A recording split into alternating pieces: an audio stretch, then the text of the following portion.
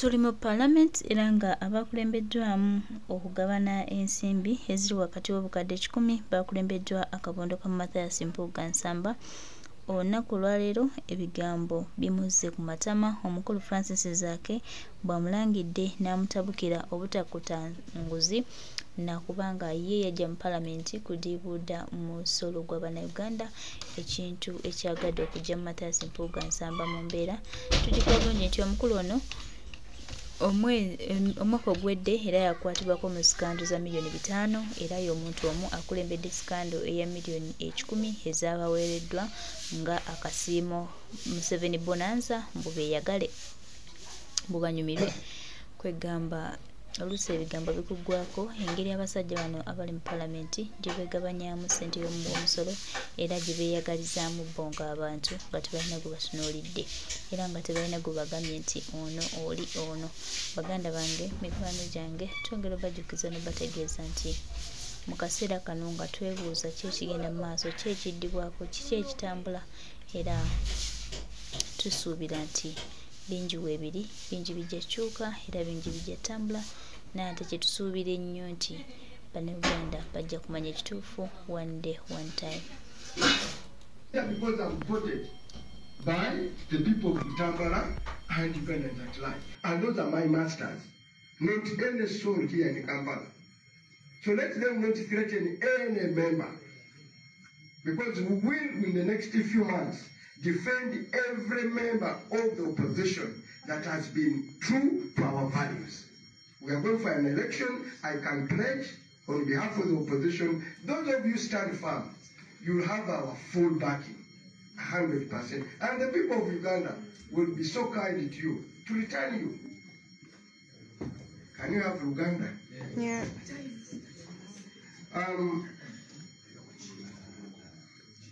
The last version to Uganda.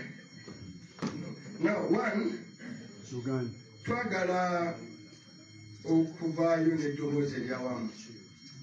Of course, enkuba yatonye, ababaka beeyongera okujja, naye n'abataliiwo twogeza eddoboozi limu. One, twakitegeddeko nga media namwe bwe bwakitegerako ne Bannayuganda abalala bakimanyi kati tekikyali kyakukweka. Buli kabonero akaliwo kalaga enneemi etalabika te milioni 10 zaaweebwa era zigenda mu maaso okuweebwa ababaka ab'enjawulo okusingira ddala okubeebaza okuyisa etteeka ly'emmwanyi. Eryokubiri, okubateekamu akasonda baasi babeerewo era bayise etteeka erigenda okutwala Munnayuganda atali mujaasi bamutwale mu court martial. Kino si gwe gusoose. Eggwanga lyaffe buli lwabaddewo ensonga ng'erabika ekutta akati nga ddala Pulezidenti Yoweri Museveni aginamu, General Museveni aginamu interest, bulijjo akozesa ebintu bibiri wammanga. Akozesa okutiisatiisa n'obukambwe n'amagye. Oba si kyekyo avaayo n'agenda mu nsawo ye n'aggyamu essente n'agulirira. Okusooka tutegeeza Pulezidenti tonafuwanga kutuuka ng'awo tinga gw'olowooza nti by'oliko bwe biba bikyamu tosobola bimatiza bantu. Obukulembeze obulungi bukozesa kye bayita okusikiriza, persuasion, bukozesa amaanyi g'ensonga. Naye ebyo bye byamuggwako n'agamba nti omukadde akwasiza ku ki? Ku ggolu lye. Kavuna alina ssente ennyingi ennyo, kakozese ssente ezo rupiya okugulirira buli kiramu ayiseewo kyayagala. Yakyusawo ku mwanyi ne tugamba abantu nti bino abawagidde emmwanyi tebabikiririzaamu naye bali mu kutya oba baguliriddwa. Ku luno nga baleeta etteeka ebbi eddala eri Bannayuganda era rupiya. Bee batyo mu myaka nga 2 agayise nga bajja ekkomo ku bisanja ebibiri ebya Pulezidenti era Ssekikubo yakulembera olutabaalo olwo. N'agamba nange tuli wano ku Mosakooti tuba tusindisiza layini buli omu obukadde 5 baagala tugende tuyise. Naye wano mu Parliament nga bayisa etteeka ly'okujja emyaka wa Pulezidenti era kyekimu basooka ne bagabayo 29 ne wabaawo ne kye bayita Farmers Article 110 era ezo lupiya ababaka bazitwala naye amawulire genyina ti sente ezo teziyamba babaka era twala tebakomawo era neyaggwa eri abagikwatako ne bakwata lupiya tezabataasa ne ku luno sente ezo ziriko ekitambo ziriko oluganda kiriko ekisiraani buli azitutte eyo wansi sitaani egenda mugenderako era ojagaba bangi bonna tebajja kuvana mu kamyufu k'NRM so miliyoni 100 tezisobola kukutaasa ng'otunda ki eggwanga lyo ne katonda agenda gy'abeera n'akusabira essaala embi n'otayitamu so tutuuse wano olwaleero ng'ekintu kyekimu kizzeemu 1 twagala okukondeminga twagala okuvumira ne sikuvumira inati General Museveni because abantu babiri tubateeke ku kamera omu yagaba omulala yakola ki yafuna president w'eggwanga gwe fountain of honor please lekeraawo okozesa ssente z'omuw'omusolo okwonoona institutions zino nga parliament after abamu balowooza nti parliament ezifunamu nti abakulembera parliament abamu balowooza tibaba bayambye ababaka baba teyabayambye baba bavumiriza ekitongole kino era kati bannayuganda tuli wamu ku mutima gyammwe tuli wamu tutambulidde wamu tuffe tuwulira kyemuwulira obulumi bwe muyitamu okulaba ng'ekizimbe ekyababaka be mulonda okuba ng'abazimamyuto okugamba ku bafugabbi ate be basooka okuwaayo akasente ate ng'amazima mutusasula bulungi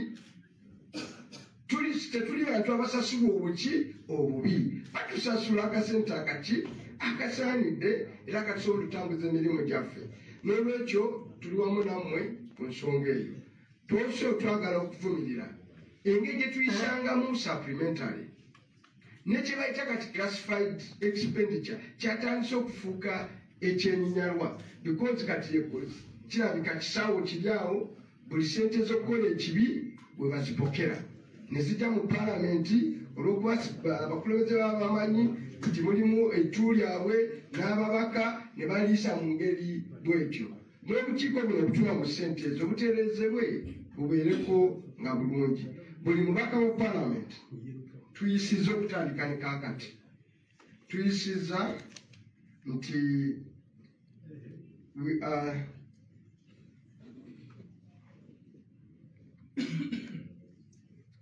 tuyisiza buli omu agenda kusayininga awulira nti teyazifunye era nga tojja kuzifuna jangu otekeko omukono tubasaba mwenna gye muli ng'oli naffe ng'olira sente zino tuwa zitutte era tojja zitwala jangu otekeko omukono ku kigambo ekigamba sijja zitwala saazitutte era nzikola ki nzevumirira kyekitono kyetusobola okukolawo kubanga tetuli mu mitima gy'abantu tesusula mu nnyumba z'abantu tetubeera nabo ekiro n'emisana ate tetugenda kubalonda nga nte n'olwekyo tetuli balaalo titugenda genda eyo tulonde ababaka oba eggulu oyiseewa oba osuzeewa oba obusobozi tetubukola ki tetubuyina n'olwekyo tubasaba mujje muteekeko omukono amannya gonna kigenda tutwalire tetulina budde bungi ku luno era buli talowooza nti tugenda mulinda wiiki eno bweneggwerako ku bbalaza buli amannya ago tujja gassa mu midiya tuwage nti bano be basobodde okuvaayo ne bateekako emikono nga bazeeganye sente z'ekibi eza sitaani tebazitutte kyetusobola okukola otherwise tubeebaza nnyo okubeera wano waliwo abakola ababala bange aboogera okubiina kyamaanyi kigenda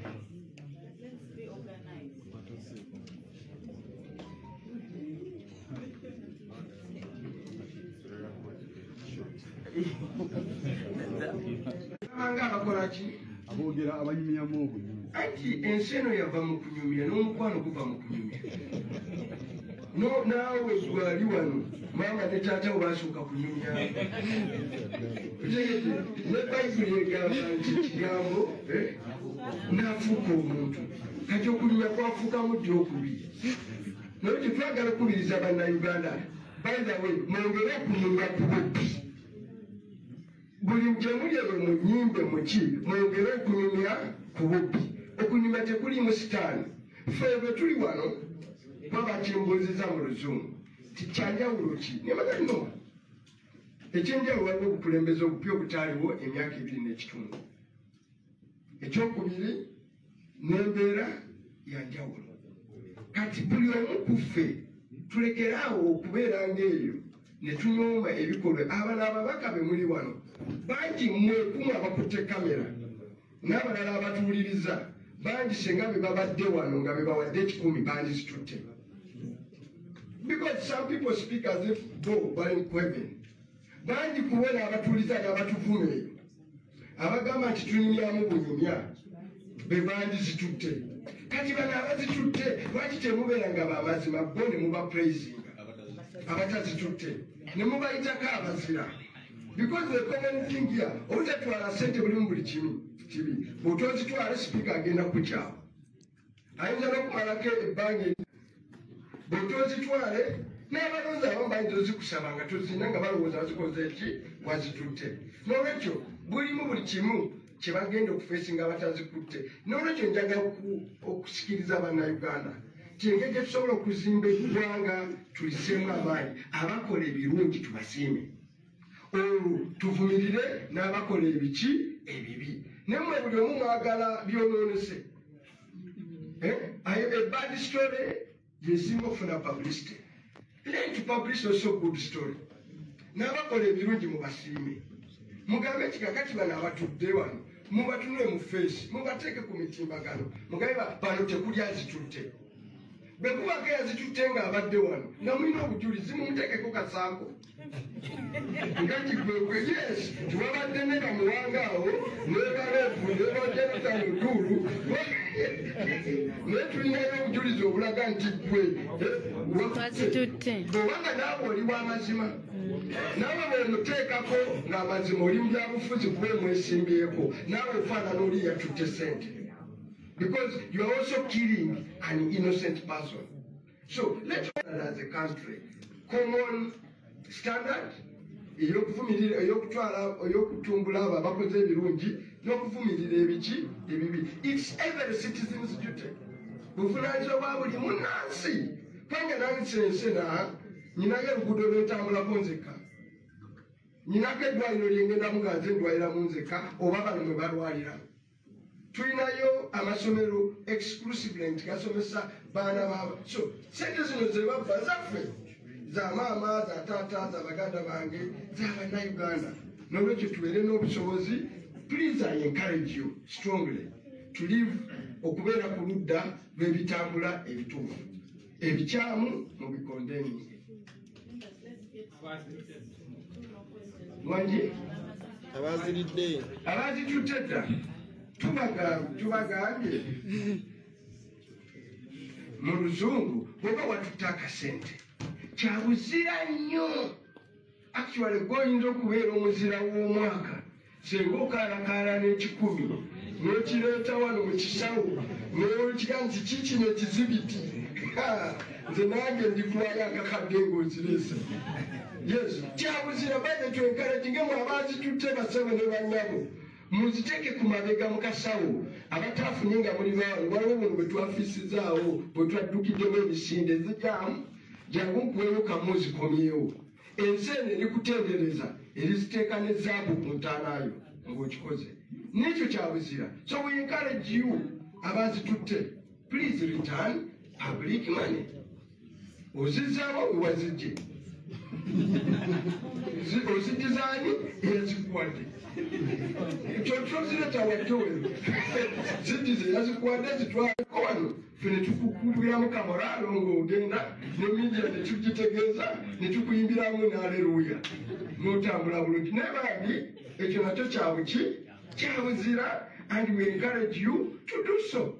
Tekiriimu ki sitaani ensi eno eriwo kusobya nakwenenya mwemuli obulokozi.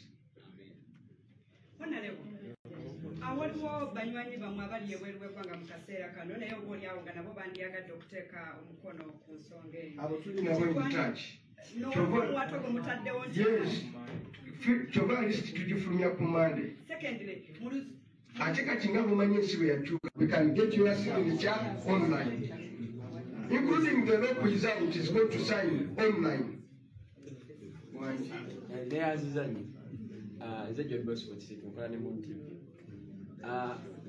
Ejo honorable abadde omukisa ofula parliament okugamba abantu bolowooza abazitwala mu face zimba eggwanga tuliseemu amaanyi, abakola ebirungi tubasiime, tuvumirire n'abakola ebiki ebibi. Nammwe buli omu mwagala byonoonese. A bad story yesinga okufuna publicity. Learn to publish also good story. N'abakola ebirungi mubasiime. Mugambe ekikakati bano abatudde wano mubatunule mu face, mubateeke ku mitimbagano, mugambe bano tekuli azitutte. Bwe kubako yazitutte ng'abadde wano nga mulina obujulizi mumuteekeko kasango nga kigwegwe. Yes, tiwabadde ne bamuwanga awo nebaleevu nebajereka muduulu naye tulinayo obujulizi obulaga nti gwe bwobanga naawe oli w'amazima, naawe bwemuteekako ng'amazima oli mu byabufuzi kuba mwesimbyeko, naawe ofaanana oli yatutte sente. Because you are also killing an innocent person. So let's as a country, common standard, it's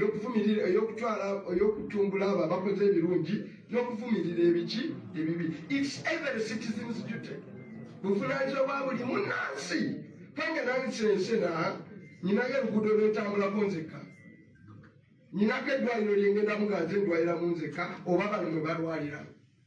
Tulinayo amasomero exclusively nti gasomesa baana baabo. So sente zino ze babba zaffe za maama, za taata, za baganda bange, za bannayuganda. N'olwekyo tubeere n'obusobozi. Please, I encourage you strongly to live okubeera ku ludda lw'ebitambula ebituufu. Ebikyamu mubikondeni. Mwangi? Abaziridde. Abazitutte dda. Tubagambye mu luzungu bwoba watutte akasente kyabuzira nnyo. Actually goyinza okubeera omuzira w'omwaka singa okaalakaala n'ekikumi n'okireeta wano mu kisawo n'okiga nti kikino ekizibiti nze nange ndikuwayo akakadde ng'ozireese. Yes, kyabuzira baze twenkalejinge mu abazitutte basebe ne bannyabo muziteke ku mabega mu kasawo abataafunye nga muli bawo. Waliwo buno bwe twafiisizaawo bwe twaddukiddemu emisinde ezijyamu jangu nkuweewo kamu zikomyewo. Ensi eno eri kutendereza eriziteeka ne zaabu ku ntaanaayo ng'okikoze. N'ekyo kyabuzira. So we encourage you abazitutte, please return public money. Ozizzaabo we wazijje. Ozijjizaani eyazikuwadde. Kyotuzireta waddewe ziddize yazikuwadde zitwaleko wano ffe ne tukukubiramu kamoralo ng'ogenda ne media ne tugitegeeza ne tukuyimbiramu n'aleluuya n'otambula bulungi. Naye bambi ekyo nakyo kyabuki kyabuzira, and we encourage you to do so. Tekiriimu ki sitaani. Ensi eno eriwo kusobya nakwenenya mwe muli obulokozi.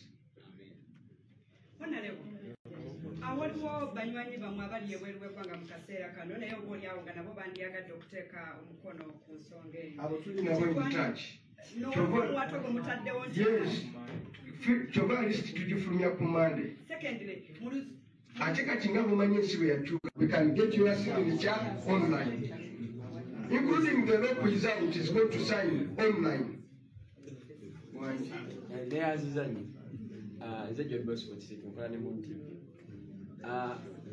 Ejo honorable abadde omukisa ofula parliament okugamba abo abantu bolowooza abazitwala mu face nga bwe bali.